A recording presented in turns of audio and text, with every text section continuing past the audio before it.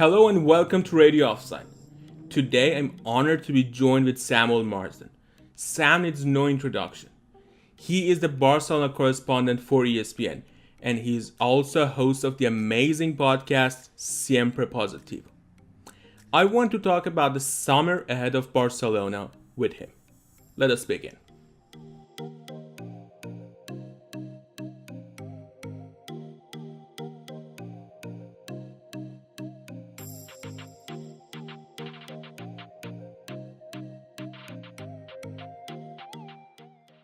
Welcome to our show, Sam. Hey, thanks for having me. Pleasure to be here. Always nice to talk about Barca and football, even though I do it all the time. Thank you.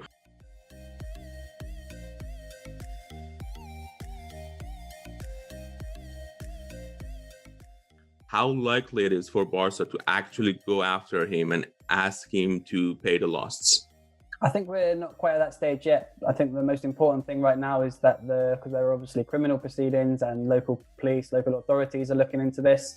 I think it was the end of February, beginning of March, just before Joan Laporta was elected, Bartomeu and 3 other people connected to the club were arrested, based on these suspicious payments, which date back to just before they came out before the pandemic. They were first revealed that they paid this company to run smear campaigns. And while that in itself was the story, what later developed was the payments that they made to these companies. They were all just under 200,000 euros, which meant they were able to sort of slip through club internal protocols and not sort of really be looked into or monitored correctly. And the suspicion is what they're looking into, and what seems to be the case is that this was obviously detrimental to Barca, and that these payments, someone somewhere was benefiting from these payments, which were extortionate rate compared to the market and things like that. And Bartomeu, as the president of the time, was obviously he's obviously sort of the main person being looked into now, and it's coming out more and more every day. It's difficult. You can't say too much while the investigation's going on, and obviously because of allegations, you can't go too strongly. But it doesn't look great for him, and there will probably be some sort of court case this summer. Was the plan? I'm not sure if that's still in case. There was a June date, but we're in June now, and I've not heard anything about it for the time being. So yeah. You imagine if that all runs its course, if it's proven, and in parallel, I should add that Laporta is obviously running an internal audit, which is throwing up some interesting and surprising results with regards to this, which will perhaps sort of help with the police investigation. And then after that, if all this comes out, the club and Laporta will be able to take some sort of responsibility action against Bartomeu and the former board as the club statutes allow. So, I mean, it's a really complicated situation to explain really beyond the surface for people who perhaps haven't followed it in a detailed way. But yeah, it's not good for a club like Barca to have this sort of story hanging over them, even though it's more related to the board. Obviously, the casual fan will just connect it to Barca rather than Bartomeu. And you have to wonder if it even would have come out, or if Bartomeu would have got away with it if it hadn't have been for the smear campaigns and the fact he was paying such a strange company to do such strange things. Because if it was just overpaying for other, I don't know, if he had some sort of catering service or some sort of other club service where the money could have been sort of skipped protocols, it probably would never have come out because it wouldn't have been a big story, or it wouldn't have been picked up. But maybe I'm just speculating, but you'd imagine that maybe you'd had more chance of getting away with it.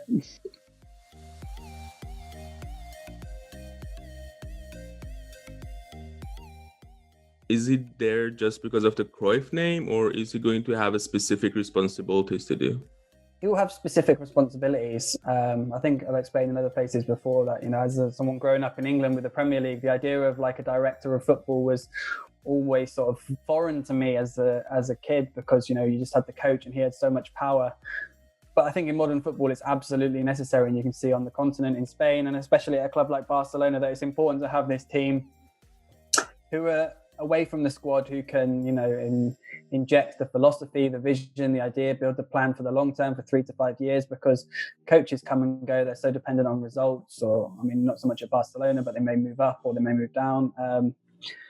So yeah, it's important to have that. I think the initial plan for Laporta was always to have Cruyff. This is an appointment that has been months in the making, And the plan was always to have Matteo Almenj, because, obviously he was part of the campaign with Laporta.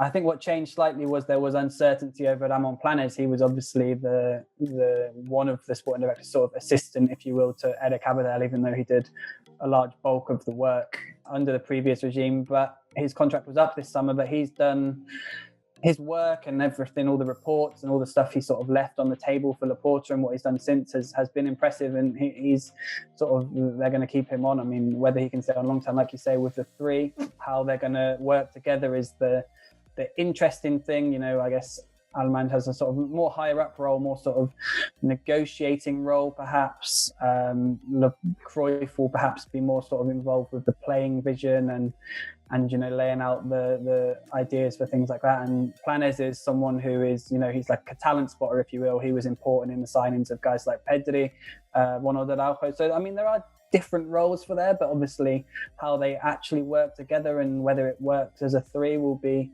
interesting when Cruyff comes in August. Cruyff's obviously got experience in backroom sporting director roles. He's largely been a coach in his career, but he's had sporting director roles for Maccabi Tel Aviv in Israel. He had both roles, and from stuff that I've read, obviously I wasn't following Tel Aviv Daily when Cruyff was there, but it seems like he managed to sort of bring with him and lay the foundations for the club to continue to be successful beyond his departure.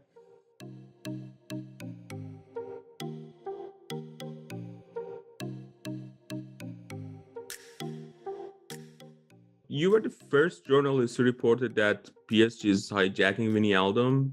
Can you tell us how it happened? Because everyone was sure that it's a done deal. Yeah, I mean, it did seem done to Barca, right? I was away last weekend at a wedding, actually, and luckily I was by my phone on the Friday night, and I just got a message from someone who had been involved in the deal, and they're like, going to PSG 90%. So I got in touch with my colleague at ESPN, Moises Llorens, and we spoke to a few people at Barca as well, and we were like, is this true? And they were like, yeah, the sensations aren't good. It looks like we're going to lose him. So we ran that story on Friday. We actually toned it down a little bit. We were 90-95% from all the information that we had, and one of the intermediaries said that 90% he goes to PSG. But we just said, PSG are trying to hijack the deal. Wijnaldum's leaning towards them at the moment, just because of that element of fear. If we went all in, and obviously Wijnaldum could have changed his mind. He could have then gone, actually, until it's signed, it's not a done deal. So you need to be careful. But yeah, it was a big surprise, I think, because as I was explaining to you before, when his agents met with Barca a couple of weeks ago at the end of May, everyone was reporting, online, on Twitter and everywhere that, a 3-year deal had been agreed. Wijnaldum was going to sign for Barca. I was actually getting quite frustrated at the time, because I was messaging people who would know or who would have some sort of inclination, and none of them were confirming it. I spoke to someone who had been with Wijnaldum and couldn't confirm it in different things. So I was just like, I guess looking back now, something was never quite right. And I tweeted at the time, I was like, look, obviously the talks have taken place. There were photos of Humphrey Nightman, his agent at the club. But yeah, the 3-year deal was discussed, but I said, look, but nothing is confirmed yet. Nothing is complete. Looking good for Barca. But then people were sort of atting me on Twitter, like DMs. They were saying, like, this has been confirmed by X, Y, or Z. Like, it's happening, it's done. Like, and yeah, so it turned out not to be the case. And just, yeah, it was explained to me the reasons why Wijnaldum sort of didn't go for Barca. People will say, oh, it's just purely money. I don't know many footballers or many people in any work of any sort of job or way of life that wouldn't take a job for more money. But it wasn't just the more money. It was the way the more money was sold. It was the way that the negotiations with Barca were. I don't want to use the word fight, but it was almost like Barca was saying, like, look, this is our limit. We've got these problems. We need you to fit in with this. They weren't sort of really trying to, like, I can't imagine it's the same way they're negotiating with Messi, let's say. Whereas PSG were, like, enthusiastic. Leonardo was very good negotiator, I'm told. He was, positive and just really sold the club, and it felt like somewhere where Wijnaldum would be wanted. Obviously, a late call from Pochettino as well helped swing the deal. The fact that he was staying, having been linked with Tottenham and Madrid earlier in the summer, coach who had tried to sign him at Tottenham 5 years ago, a coach who Wijnaldum knows is a good coach from his time in England, who plays a certain style of football, and yeah, made him feel like he would be an important part of his plans. Whereas at Barca, perhaps the only person who had really sort of gone out of their way from the start to sign him was Ronald Koeman.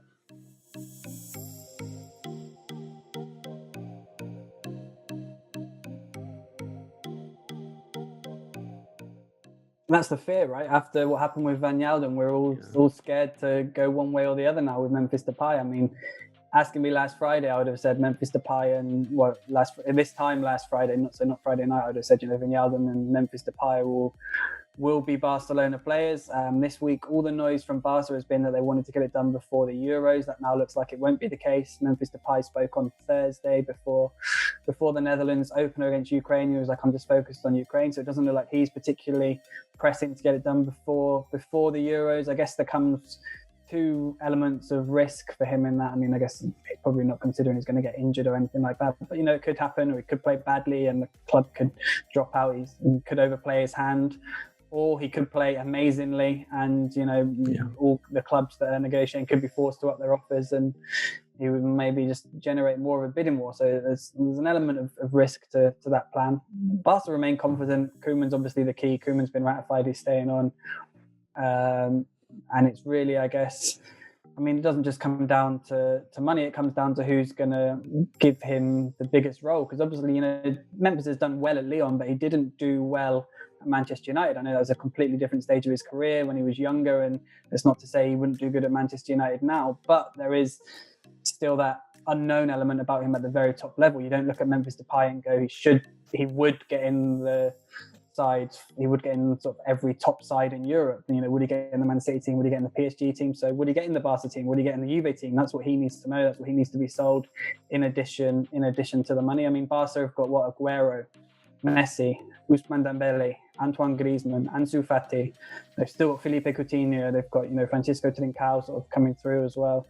Martin Braithwaite, who I mean, not all of these players are better than Memphis Depay. Not all of these players are worse than him. But if you're Memphis Depay and you're looking at this club with 9-10 forwards, you need to know what the club's plans are, who's going, where he's going to play, how he fits in with Messi, how he fits in with Aguero, with Griezmann. There's a lot of unknowns. So, and that can only really come from Koeman, and now Koeman's staying on. That's a big win for Barca because he was obviously the coach that really wants Depay, that got the best out of him with the Netherlands, and can perhaps sell him on being an important player.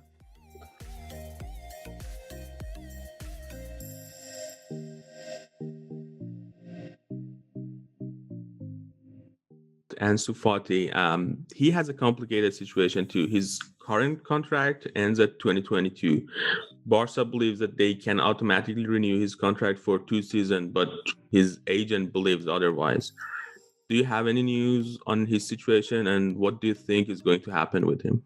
Yeah, it's a complicated situation, which I have contrasting info on. And like you say, the agents and the club have sort of slightly different views. And from what I understand, there's actually more reason with the agent.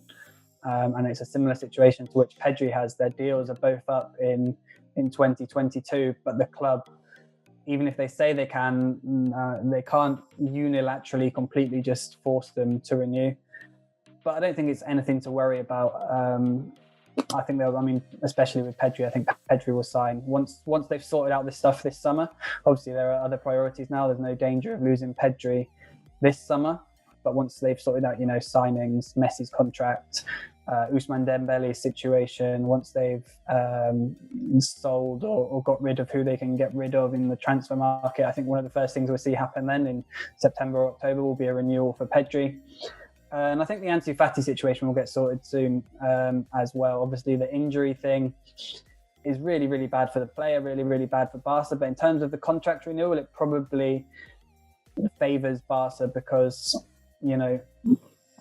they couldn't not stick with him, but he's had a year of not playing. If he'd have had this season and he'd have carried on at the rate he'd started the season, and he was now going into the final year of his contract and whatnot, obviously Jorge Mendes and the people representing Ansu Fati would have a huge hand to play. But now there's going to be that uncertainty, and it's not nice to say, but the fact of the matter is, after such a long-term injury, after so many setbacks, especially with the knee and the fact he's had to have surgery so many times, there's that element of doubt about how much it affects him moving forward. So I don't think there's going to be, maybe I'm wrong, I don't think there would be clubs sort of queuing up to sign him with that doubt on big money. So I think there's nothing too much to worry about, even if the situation isn't as straightforward as it perhaps should be. But then, if it was straightforward, it wouldn't be Barca.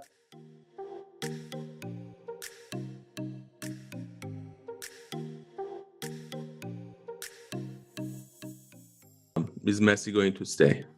Yeah, I think we've all kind of accepted now or agreed that Messi's going to stay. Lots of signs pointing that way.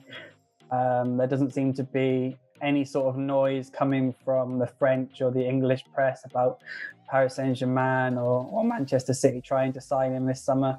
I mean, again, as we've said with Wijnaldum, with Memphis Depay, nothing's done until it's done. But Barca seem relaxed. I think the Joan Laporta returning factor, the emergence of Pedri and other young players, the signing of Kun Aguero. I mean, Aguero himself has even basically said he expects Messi to be at the club next summer. I think everything suggests that Messi's gonna sign a new deal. Thank you, Sam, for your time and for your really nice insight into the club.